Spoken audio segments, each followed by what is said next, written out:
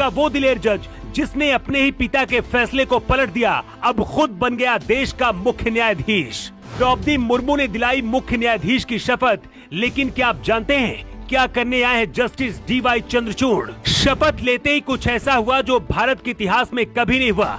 खुद CJI चंद्रचूड़ ले सकते हैं ये दो बड़े फैसले। जस्टिस DY चंद्रचूड़ भारत के नए चीफ जस्टिस बन गए हैं।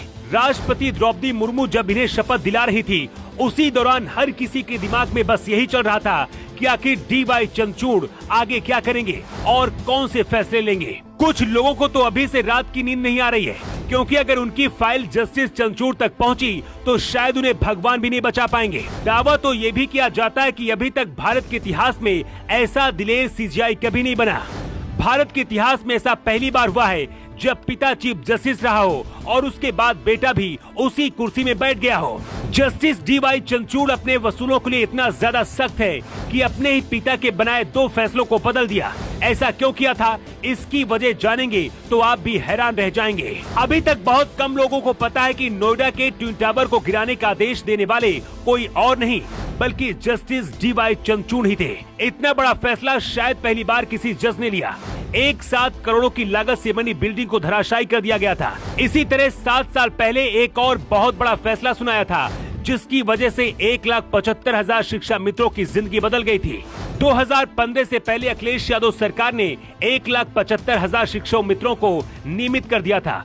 कुछ शिक्षा मित्रों को 40,000 वेतन भी मिलने लगा था। लेकिन इस वक्त DY Chandrachud Allahabad high court के मुख्य न्यायाधीश थे और इतने बड़े फैसले को एक झटके में रद्द कर दिया था। तब पहली बार DY चंद्रचूड़ पूरे देश में एक साथ चर्चा में आ गए थे।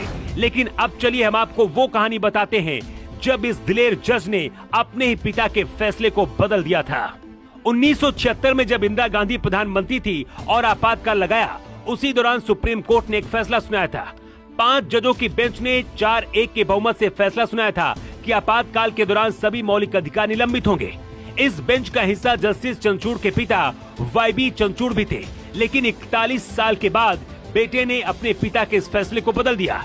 DY चंद्रचूड़ ने कहा था कि सभी 4 जजों के दिए फैसले में गंभीर त्रुटियां थी, इसलिए इसे बदलना जरूरी था। जस्टिस YB चंद्रचूड़ 1978 से 1985 तक मुख्य न्यायाधीश भारत के थे। मुख्य न्यायाधीश के पद पर अब तक इतने लंबे कार्यकाल पर कोई भी न्यायाधीश नहीं रहा है। अब ऐसा पहली बार हुआ है जब देश के पूर्व मुख्य न्यायाधीश का बेटा मुख्य न्यायाधीश बन गया है। देश के नए CJI जस्टिस चंद्रचूड़ ने सुप्रीम कोर्ट के जज के तौर पर कई अहम फैसले सुनाए थे। गर्भपात कानून को लेकर हाल ही में इन्होंने फैसला दिया था। इससे पहले राम मंदिर सहित कई अहम फैसलों पर सुनवाई करने वाली पीठ का भी ये हिस्सा रहे हैं। DY चंद्रचूड़ के बारे में एक कहावत बहुत प्रचलित है।